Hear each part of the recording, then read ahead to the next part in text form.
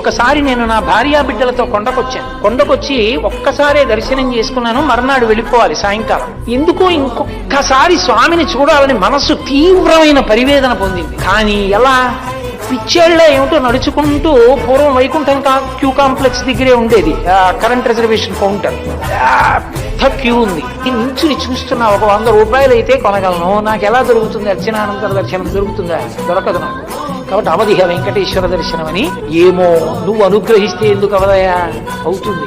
నువ్వు నన్ను అనుగ్రహించగలవా? వెళ్ళిపోనా అనుకున్నానంతే. ఇంతంత రాళ్లు పడ్డాయి ఆకాశం. చీకటిగా ఉంది, వడగళ్ళవాన. ఇంతంత రాళ్లు. తల బద్దలైపోతుందేమో అని ఎక్కడి వాళ్ళు అక్కడ పారిపోయారు. అందరూ పారిపోతే నేను ఆ క్యూలో పారిపోయాను. ఇంతే ఉంది, అంతే. 2 పడితే పడ్డాయి లేవా అని చేతులు ఇలా పెట్టుకుని నించున్నా. ఆ షెల్టర్ కిందకి వెళ్ళిపోయా. ఇలా వెళ్ళా. అర్చనానంతర దర్శనం దొరికింది. స్వామి నన్ను రక్షించావు అనుకుని వెళ్ళిపోయా దర్శనం.